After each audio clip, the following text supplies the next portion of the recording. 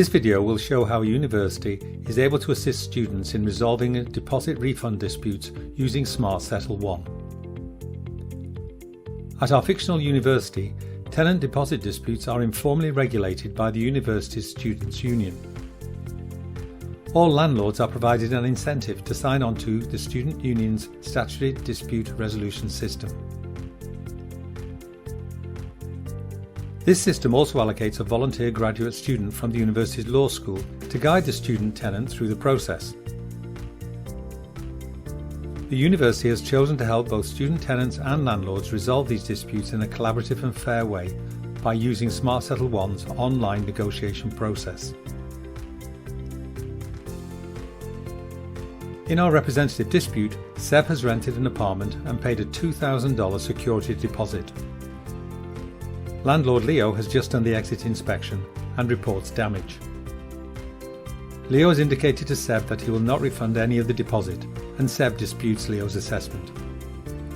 Seb is allocated Mia by the Students' Union to advise and guide him through the dispute. The landlord, who has used the system before, needs no support.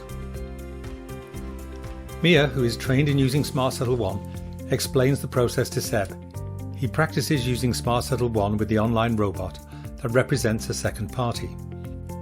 Seb is now ready to negotiate, and Mia helps him to sign in. Both parties are now signed in and are aware that it is an asynchronous process, with each party choosing when to respond. They also agree on a response time of no longer than 24 hours. In steps 3 and 4, parties state their point of view and upload any evidence to support their claims. This could be in the form of written contracts, photos, quotes, or anything else of relevance. In step 5, the parties state their preferred settlement amounts.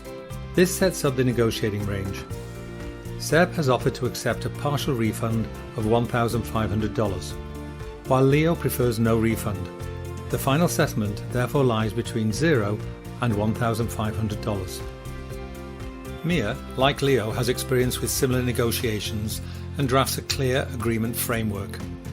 This is accepted by Leo and will become the final settlement once the refund amount is inserted. Now both parties have completed the framework, they will use visual blind bidding to settle the amount to be refunded. Each party can choose to go online whenever convenient and access the visual blind bidding panel, where they will each make an open bid and a secret bid. In the first session, Seb makes the first visible demand, followed by a secret demand. Leo, seeing Seb has moved, responds with both his visible and secret offers. Both parties, having moved, then check to see if there's an agreement.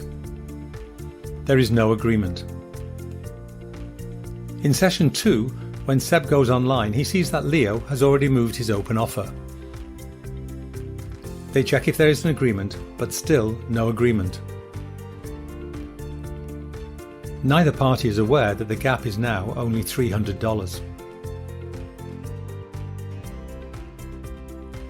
In the third session, Seb is not prepared to concede beyond his next moves. He therefore declares this the final session. Leo sees this and knows, if he is to settle, he has to make his best offer. Not to settle is more work and expense.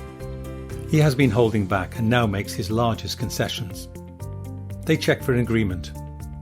It might appear, when able to view both parties' secret bids, that the overlap should be split halfway at $950. But the agreement is declared at $1,000.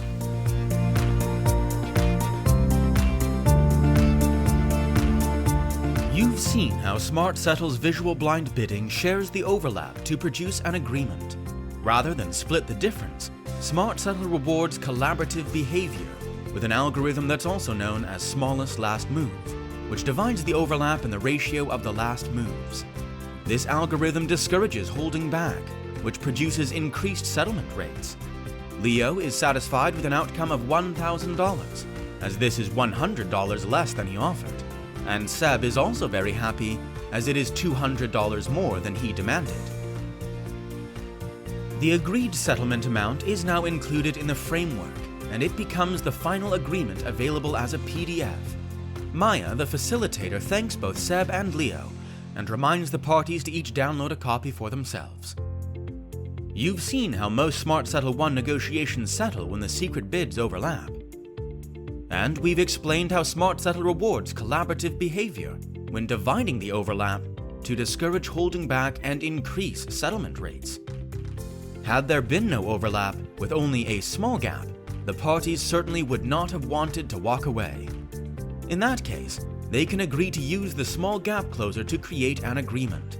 In the case of a larger impasse, parties can still achieve a collaborative outcome by using the expert neutral decider, in which human expert neutrals help to decide the outcome. The small gap closer and the expert neutral decider are explained in separate videos. To learn more and try out Smartsettle ONE, go to smartsettleresolutions.com. Thanks for watching.